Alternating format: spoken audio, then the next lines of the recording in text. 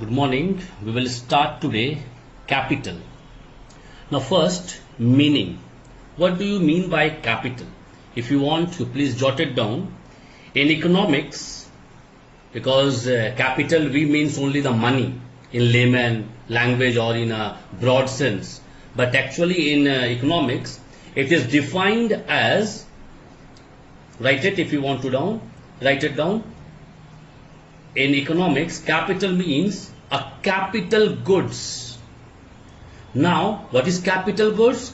Capital goods consist of tools, instruments, plants, equipments, machines, trucks, factories, buildings, stocks, all these comes under capital goods, alright, which are used for production. You take any example, truck, how it is used for production, because when you will produce anything, you will have to take all those goods to the market to sell, so you need truck. And to produce all those things, you need raw material, again you need truck. That truck will bring all the raw material to your factory. This means all these are known as capital, or you can say that is a capital goods. Clear now? Now move on to the next topic. Capital you understood. Now move on to the next topic, which is the characteristics of capital. Characteristics of capital. Alright, everything is having some characteristics. Capital is also having. Now first one, capital is man-made. Capital is man-made. Now, what do you mean by capital is man-made? This means capital is not a free gift of nature. Clear? When human labor is applied to any natural resources which are available, then only capital items can be generated. Alright. What do you mean by this one? This means whatever natural resources are there, if by a human labor, that can be converted into capital. Alright, we are taking out the steel, iron, aluminium, all these things we are making machine, tools, and those are only capital goods. This means it is a man-made. Clear? First point. Second point. Capital is durable. Now, what do the capital is durable? Because we know it is an important characteristic of capital, the durability of a product. Now, any capital goods you take, maybe machinery, maybe plant, maybe factory, maybe building, all are durable because you will be not using for a day. You will use all these things for years and years to come. So this means it is a durable product, or you can say the capital is durable. Now come the third one. Capital is passive factor.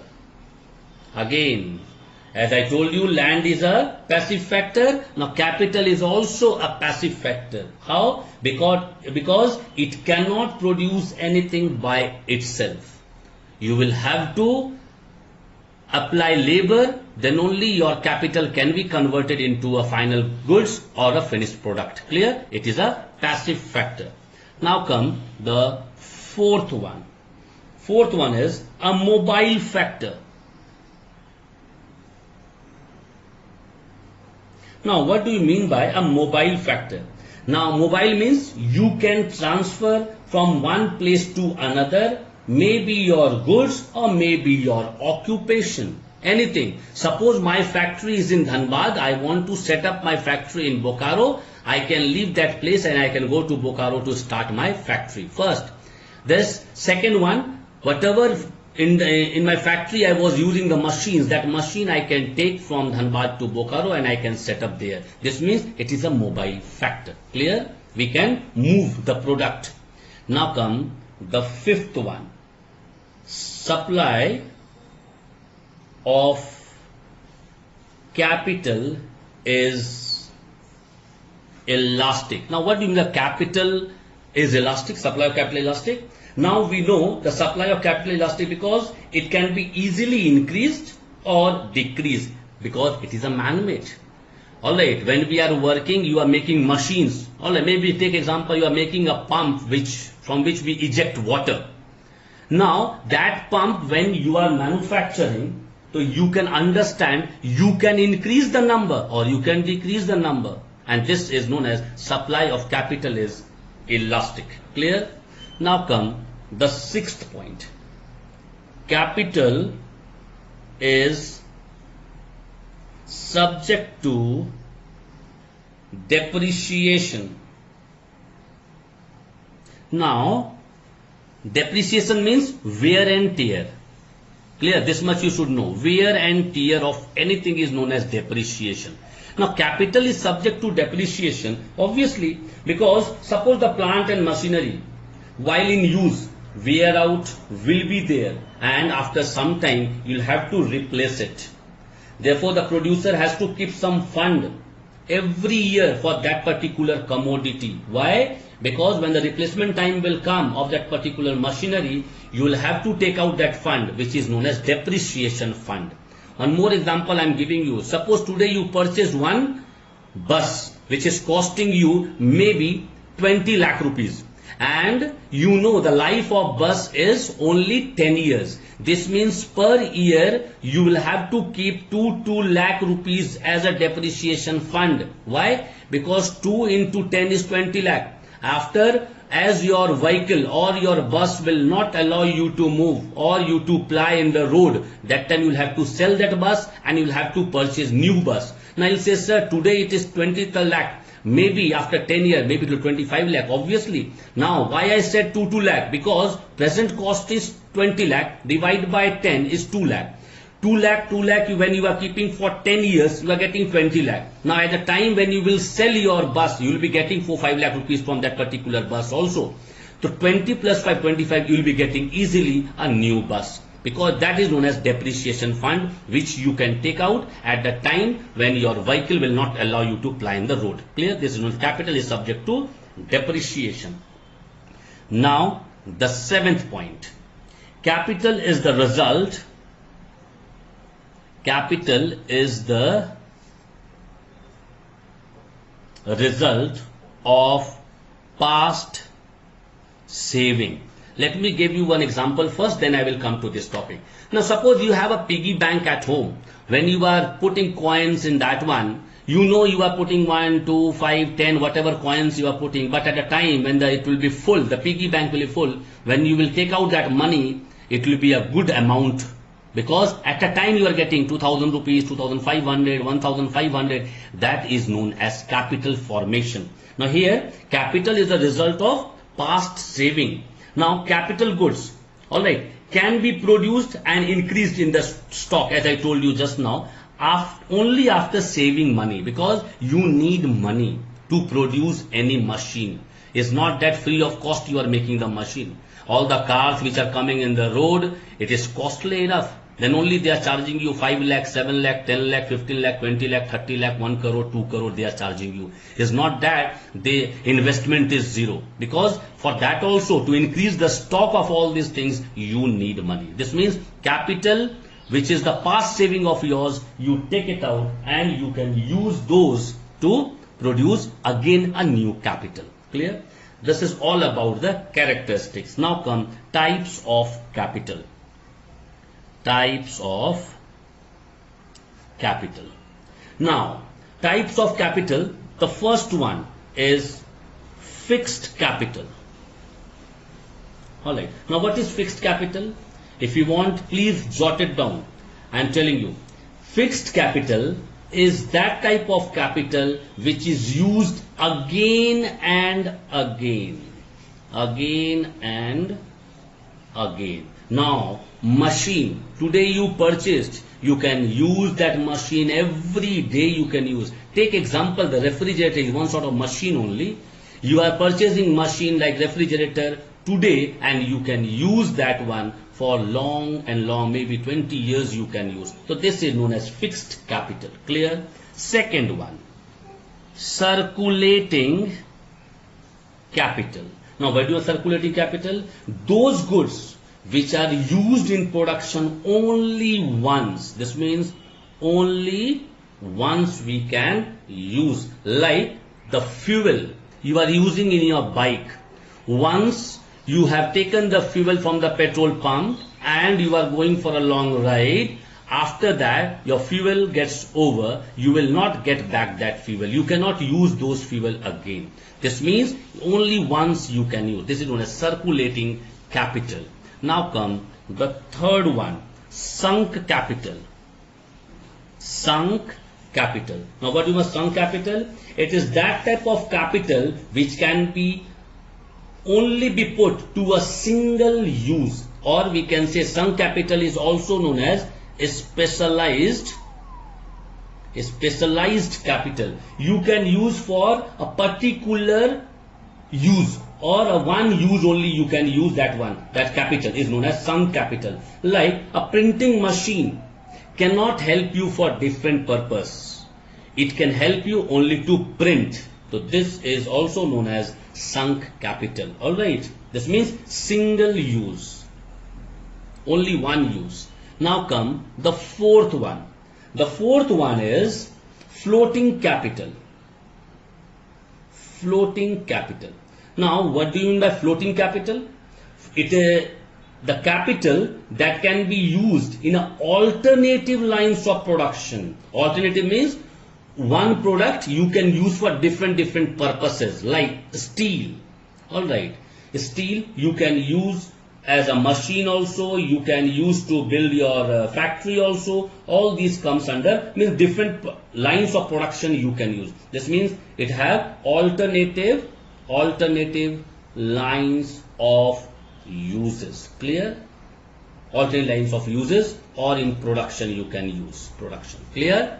Understood? Now come the fifth one.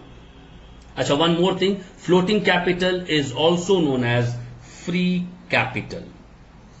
Clear? It is also known as free capital, because many things are there which we are getting, that is a capital, but we are getting free of cost, like the woods, alright, the raw material which are there in the earth crust, that is all free of cost we are getting. Maybe you have purchased the land, now you are taking out the goods from inside the earth, that you can charge, but actually it is a free gift of nature. Now come the number fifth one. Fifth one is remunerative capital. Remunerative capital. Now what is remunerative capital? The payment which we made to the worker for their contribution to production. Alright, when labor or the people who are working to produce something, their contribution, for their contribution when we pay them, it is known as remunerative capital. Clear? Now the sixth one. Sixth one is known as auxiliary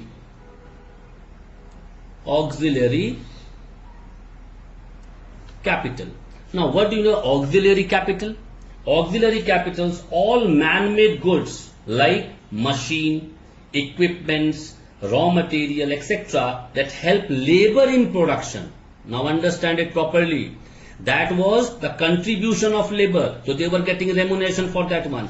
This auxiliary one, this is a man-made goods like machine or the equipment or raw material which help labor to produce the good, is known as auxiliary capital. Now come the seventh one, is known as material capital. Now what is material capital? Material capital are those things which are tangible, in a tangible form. Tangible form. Tangible means you can transfer from one person to another, from one place to another. Like you have machine, you don't want to run business now. Alright, your factory you want to close it. Now your material capital like machine, tools, whatever you have, you can pass it on to other person. They will be paying you and they will take your product. This is known as material capital. Now number 8 one is known as personal capital. Now what is your personal capital? All those energies, faculties or the habit which contribute to make people efficient. Now very good example I'll give you. Suppose you know how to sing, you know how to dance. Now that is your personal capital. No one can snatch from you. Your writing is very good. My writing is not good. So you can compare that your writing, the way of writing you are writing, I cannot snatch that way. Because I cannot ask you that, all right, your writing is very good, you give it to me. It is not at all possible. And this is known as personal capital, because it is your energy level. It is your faculty you have that is in your control. Clear? It is your habit. You are singing every day 4 hours, 5 hours. So obviously your throat will be very good. Not like me, because I am not a singer, you are a singer. So you can understand this is a personal capital. Now come the ninth one. Ninth one is real capital. Now what do you mean by real capital? Real capital refers to the physical stock of the goods which are used as input in the production process. Input means, suppose factory is ready and now you are waiting for your machine to come. The machine is the input here. Till machine comes, the workers, they will be coming to the factory and they will be enjoying in the factory. No work because machine is not there.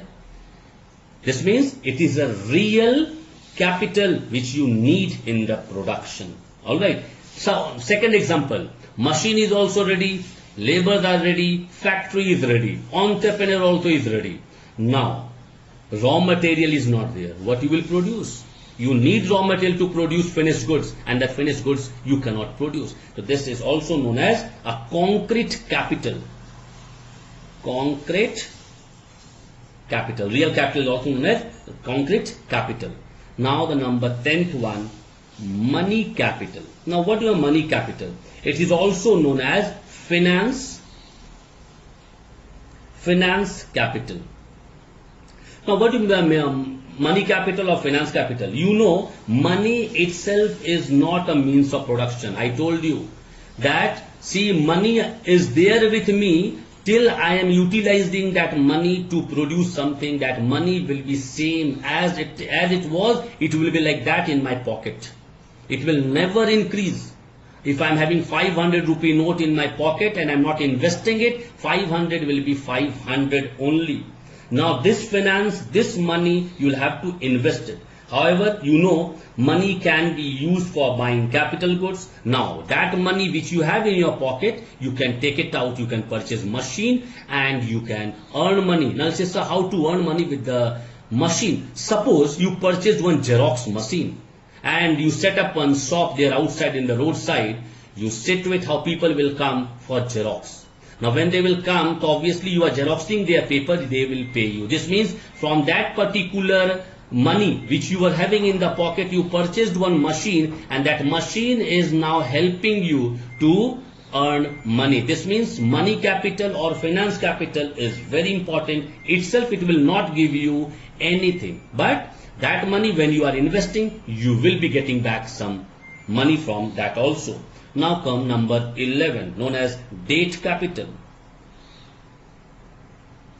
Now, what is debt capital? Now, debt capital consists of the title of wealth, your shares, your debentures, your government promissory note, or whatever not. Alright. Now, when you are investing your money to purchase share in the market or debentures in the market or promissory note of the market or IPO from the market, now that time what happens, these bonds are considered as a debt capital, because when you are investing your money, you will be getting back very good amount. Nowadays you will be getting from the people, they are speaking every time that I have taken SIP, I have taken SIP.